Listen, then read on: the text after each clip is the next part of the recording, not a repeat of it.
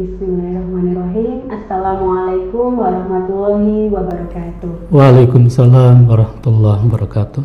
Apa kabar pemirsa? Berjumpa lagi di acara Tarjih Menjawab bersama saya Tri Yaumil Faliha yang akan menemani Anda 30 menit ke depan.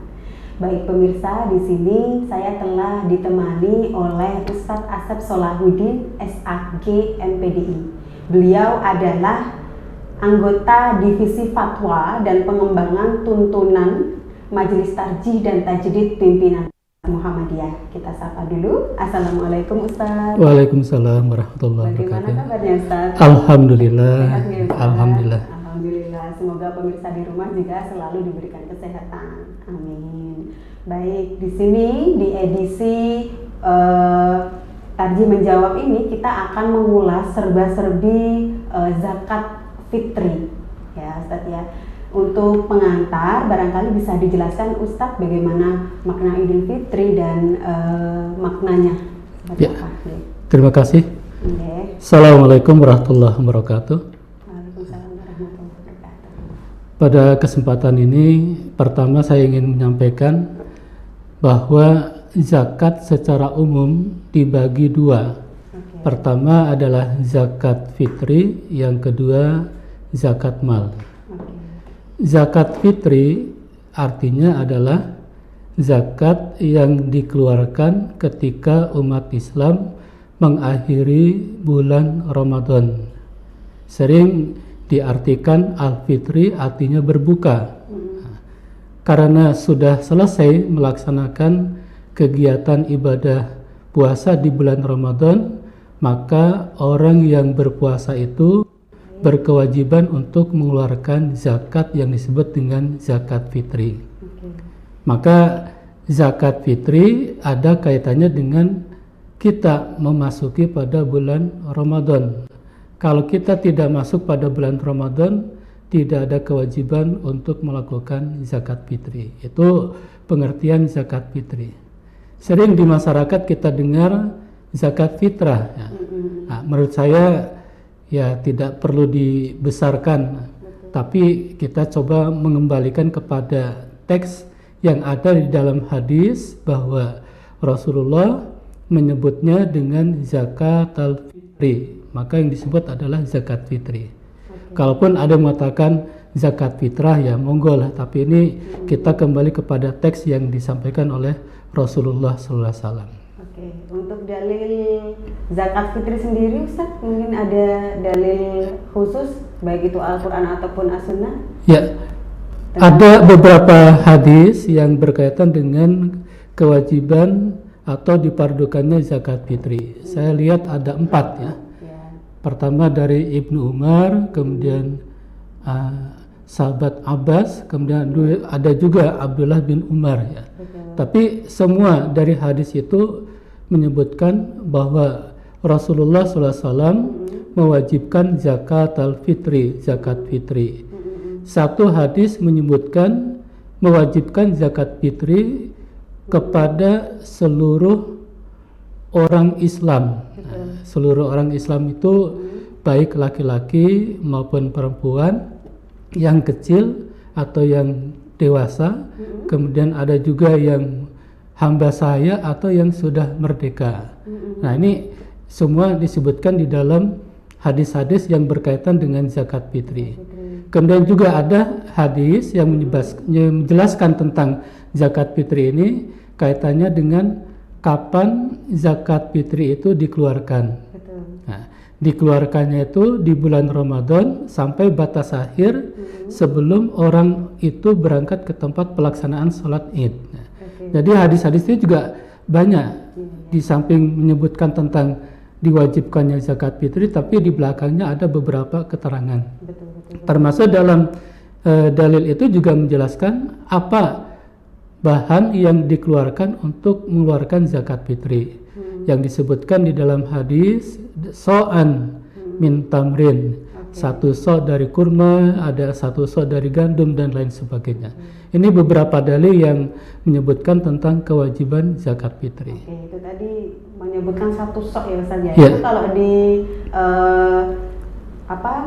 di di kilogramkan itu ada berapa ya Ustadz ya? Ya, kalau kilogram ya. Kalau Muhammadiyah sudah membahas tentang satu so itu berapa.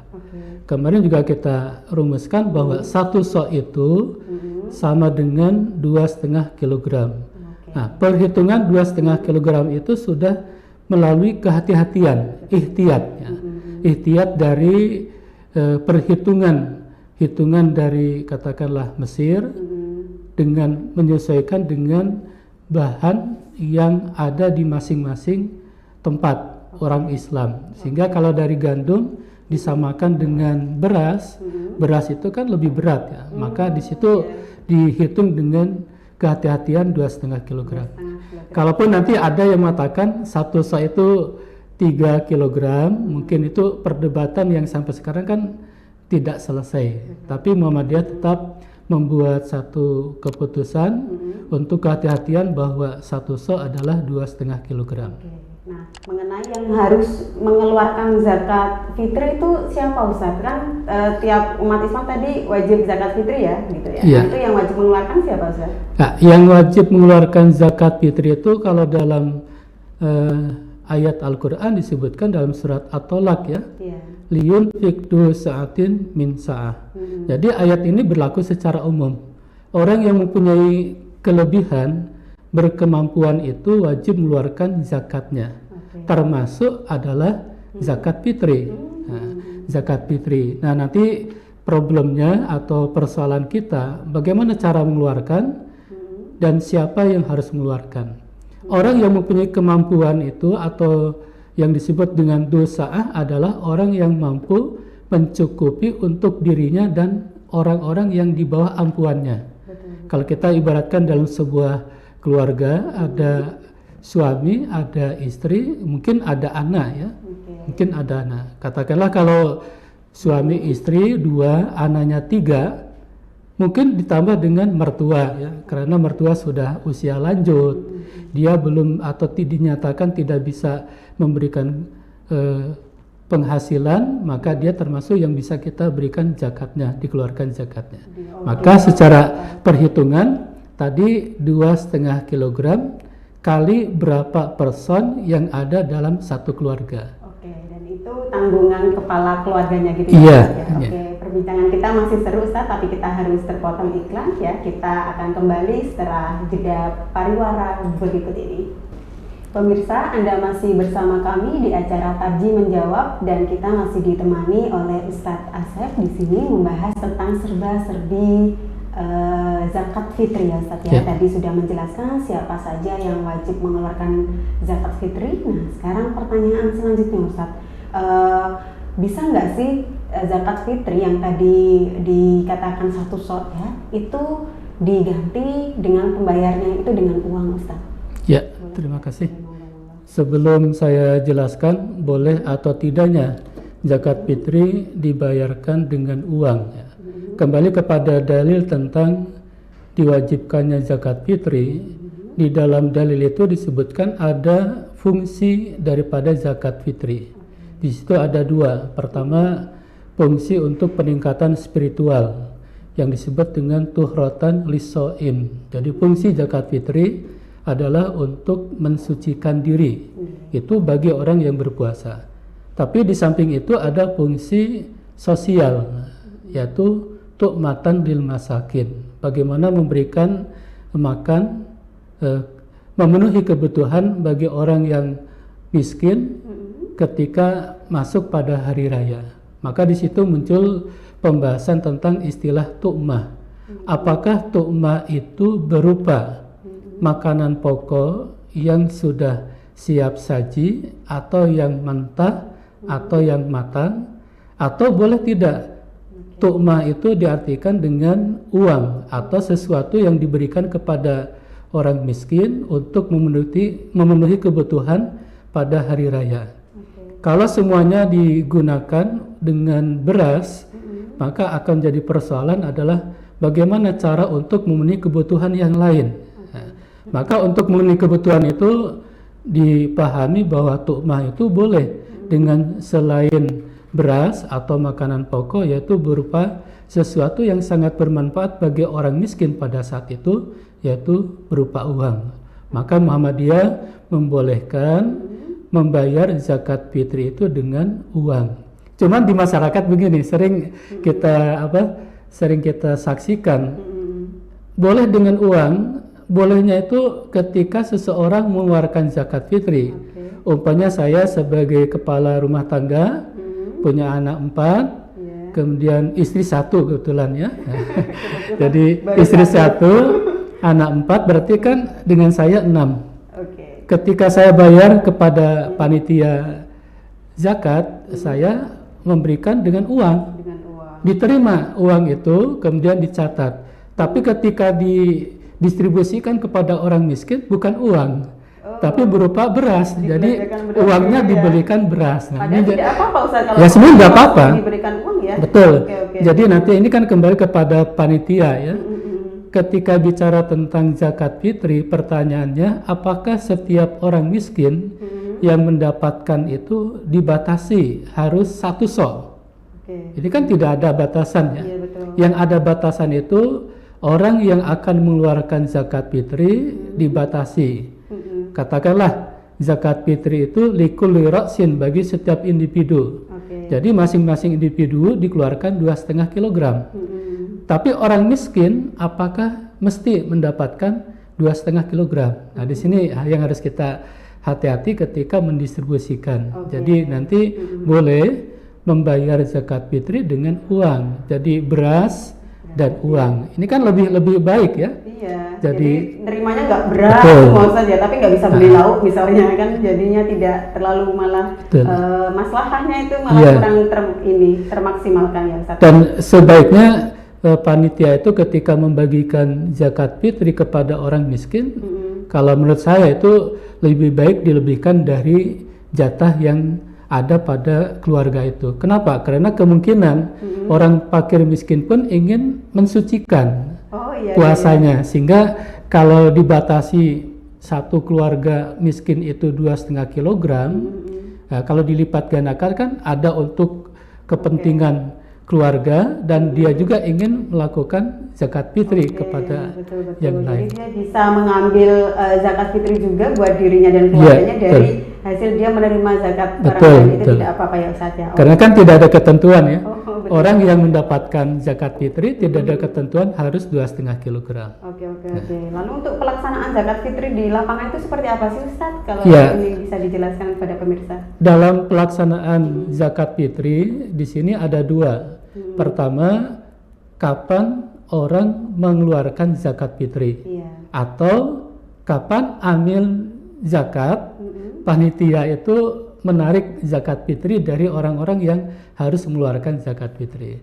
Yang kedua, pelaksanaan yang berkaitan dengan pendistribusian. Nah, mungkin yang pertama ini tentang kapan zakat fitri itu dikeluarkan oleh orang yang mengeluarkan zakat fitri.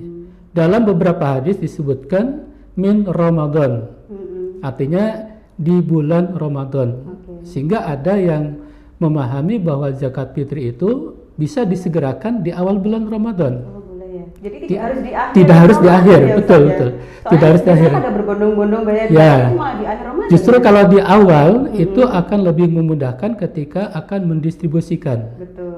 Kemudian batas akhir, kalau dalam hadis itu kan ditunaikan, dikeluarkan qabla khurujin nas ila shalah.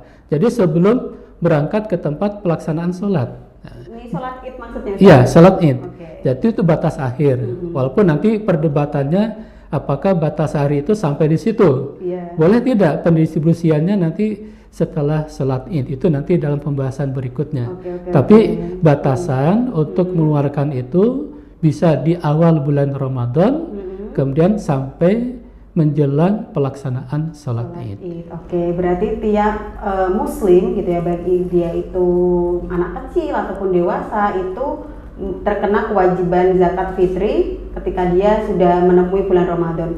Kalau di tengah-tengah bulan Ramadan ada yang meninggal seperti itu Ustaz? Ya, itu kaitannya dengan gurubnya ya.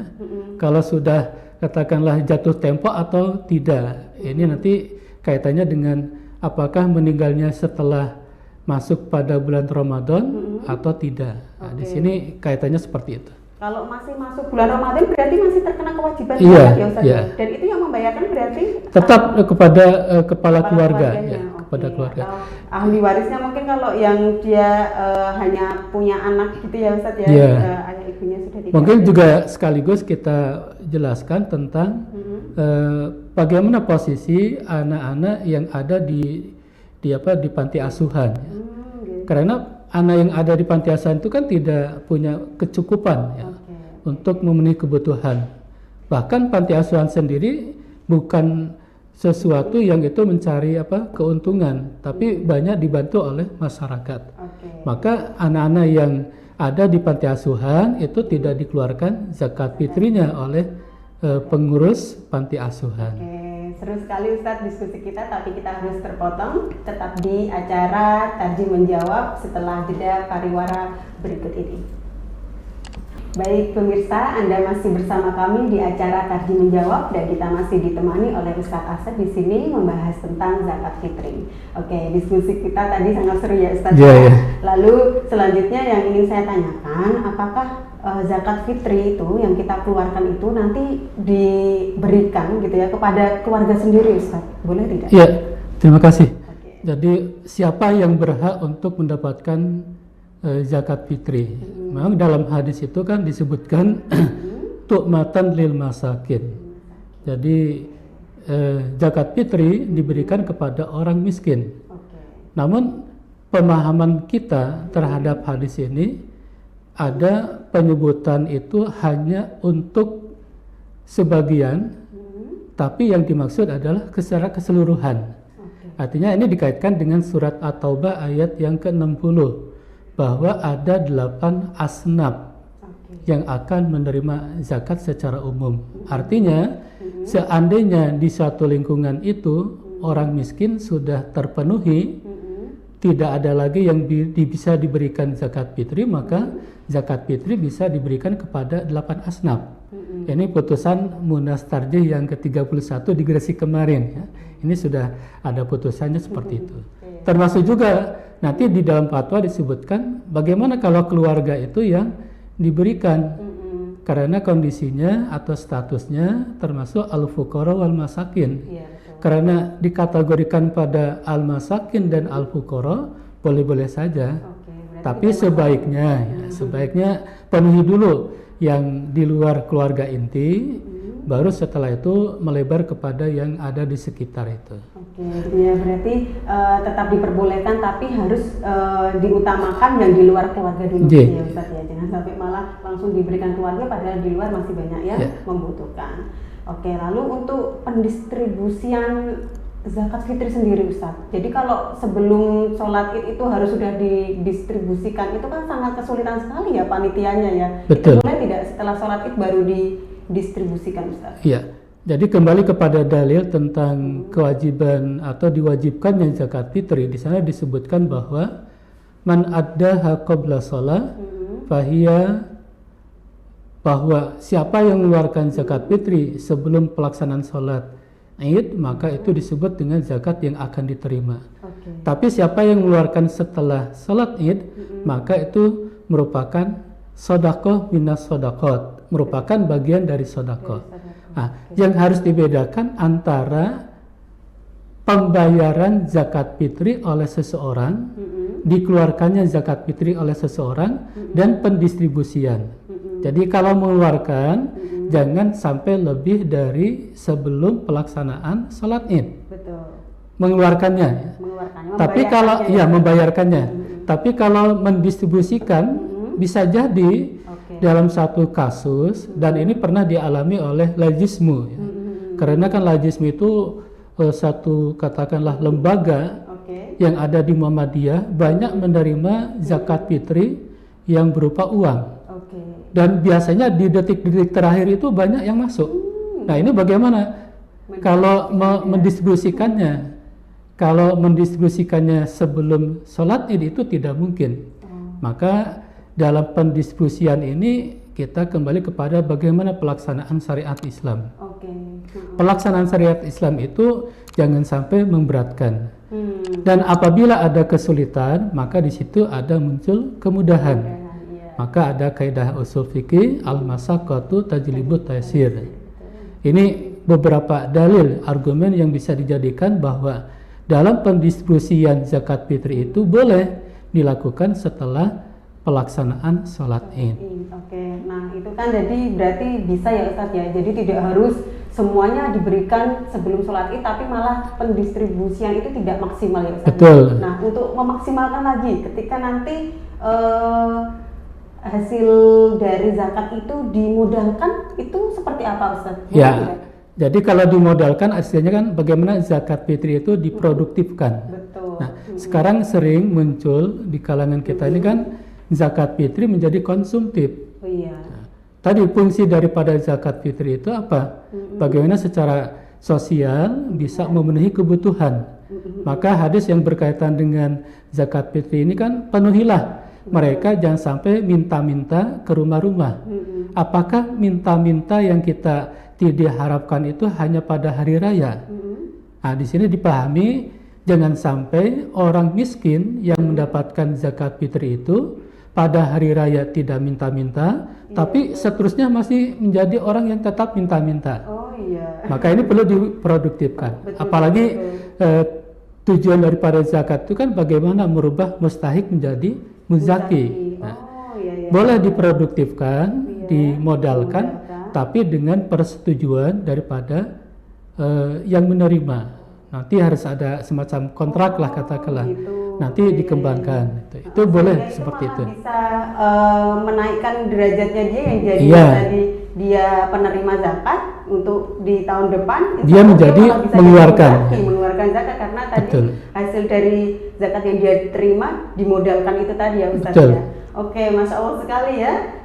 Kalau zakat ini bisa berjalan dengan baik, maka akan semakin menipis itu jumlah orang-orang miskin ya, karena bisa didistribusikan dengan maksimal. Yang terakhir Ustaz ya, yang ingin saya tanyakan, apa sih ya membedakan antara zakat fitri dengan zakat mal Ustaz? Oke, ini yang sangat menarik mungkin karena persepsi umat Islam secara umum banyak yang belum tepat ketika mengeluarkan zakat mal. Betul. Banyak yang memahami zakat mal itu dibayar berbarengan dengan membayar zakat fitri. Sekali lagi kepada pemirsa bahwa zakat fitri itu ada kaitan dengan puasa bulan Ramadan. Tidak ada ketentuan haul. Begitu masuk pada bulan Ramadan, maka diakhiri dengan mengeluarkan zakat yang disebut dengan zakat fitri. Sedangkan zakat mal itu ada ketentuan-ketentuan khusus. Nah, insya Allah nanti ini kita akan bahas dalam segmen berikutnya atau pertemuan akan datang khusus tentang zakat mal. Jadi zakat mal tidak harus dibayarkan bersamaan dengan zakat fitri. Kenapa? Karena zakat mal ada ketentuan-ketentuan khusus seperti haul, hitungan 1 tahun. Apakah 1 tahun itu pasti di bulan Ramadan? Ini kan jadi problem ya. Jadi problem. Iya. Nah, ini bedanya antara zakat fitri dengan zakat mal. Oke, itu ya. Jadi perbedaan antara zakat fitri dan zakat mal. Mungkin itu usai juga perbincangan saya dengan Ustadz Asad ya, sangat seru sekali. Kita akan jumpa lagi di edisi-edisi Tarjih Menjawab selanjutnya. Selalu saksikan Tarjih Menjawab di edisi selanjutnya. Kami ucapkan terima kasih untuk Ustadz Asad yang telah membagikan ilmu kepada kami semua. Semoga sehat selalu ya Ustadz ya. Oke, akhir kata saya Triyaumil Falihah dan kru yang bertugas mohon undur diri. Billahi taufiq wal hidayah. Wassalamualaikum warahmatullahi wabarakatuh. Waalaikumsalam warahmatullahi wabarakatuh.